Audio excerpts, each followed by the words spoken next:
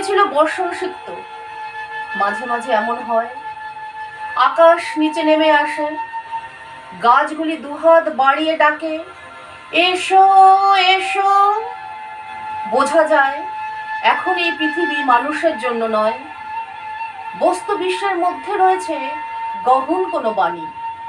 রোমাঞ্চিত হয়ে উঠেছে আমার পায়ের তলার মাটি। এইরকম সময়ে দিক ঠিক করা সহজ নয়। আমি পা বাড়িয়ে থাকি, কিন্তু কোন দিকে যাব জানি না। ভারতবর্ষের মানচিত্রের উপর দাঁড়িয়ে আমি পথ হারিয়ে ফেলেছিলাম। দিঘির জলে ভাসছে গোলাপি শাড়ি পরা বধূটির সব।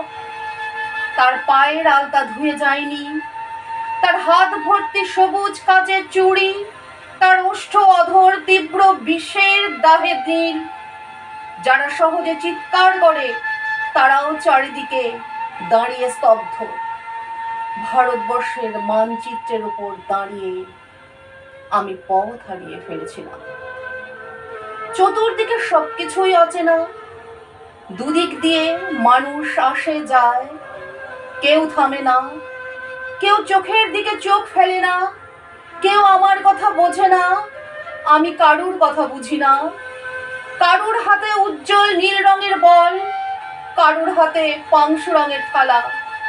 কেউ মুঠো মুঠো বাতাস খায়, কেউ অ্যালকোহল দিয়ে দাঁত মাজে। জীবন্ত যুবতীর বুকে শকুন এসে ঠোকরায়, তারা হাসে। শিশু এসে মায়ের আদর কাটতে চাইলে মা কাঁদে। পোশাকের দোকানে মানুষ ঝুলছে, অপর মানুষের কোনো পোশাক নেই। মাংসের দোকানের মানুষ ঝুলছে, অপর মানুষের কোনো মাংস নেই। এই ঘোর অচেনা রাজ্যে আমি একটু দাঁড়াবারও জায়গা পাই না। আমি কি এখানকার কেউ নই? এ আমার দেশ, এ আমার দেশ বলে চিৎকার করে উঠি। কর্ণপাত করে না একজনও, এমনকি আমার দেশও কোনো উত্তর দেয় না। ভারতবর্ষের মানচিত্রের উপর দাঁড়িয়ে আমি পথ হারিয়ে ফেলেছিলাম। একটি ঠিকানাহীন চিঠি এসেছে। আমার যেতে হবে। যেমন ভাবে মৃত্যুর নির্ভুল চিঠি আসে, কিন্তু মৃত্যু কারুর জন্য অপেক্ষা করে না। আমার জন্য একজন প্রতীক্ষায় বসে আছে। সে কোথায় জানি না। সে কি সমুদ্র কিনারে, কিংবা হিমালয়ের মর্ম ছায়ায়? সে কি বন্যায় ধুয়ে যাওয়া মাটির ওপর নতুন পলিতে দাঁড়িয়ে আছে? সে কি শুকনো জিভ বার করে ক্লান্ত জঙ্গলের মধ্যে একাকী শয়ান? সে কি কোনো বিশাল প্ল্যাটফর্মের পাশের জটলার মধ্যে বসে আছে জানু পেতে? সে আমার ছেলেবেলার হারিয়ে যাওয়া সঙ্গী। সে আমার বড় বড় চোখ, বিস্ময়ের বিমূর্ত ছেলেবেলা। আমি মানচিত্রের গলি ঘুজির মধ্যে ছোটাছুটি করি। আমায় যেতে হবে, যেতে হবে।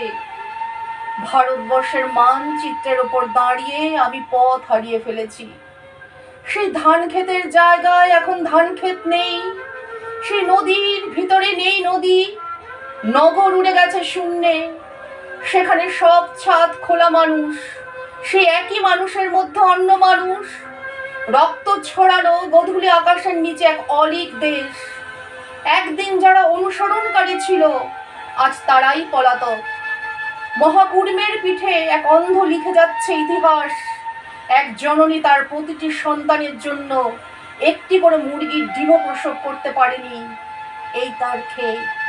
যেখানে স্থাপত্য ছিল সেখানে আজ সুড়ঙ্গ। যেখানেই যাই সেখানেই শুনি এখানে নয়, এখানে নয়। অথচ কোথাও তো হৃদয় থাকবে, এবং তার মধ্যে ভালোবাসা। বিজন নদীর ধার দিয়ে আমি হেঁটে চলেছি উৎস কিংবা মোহনার দিকে।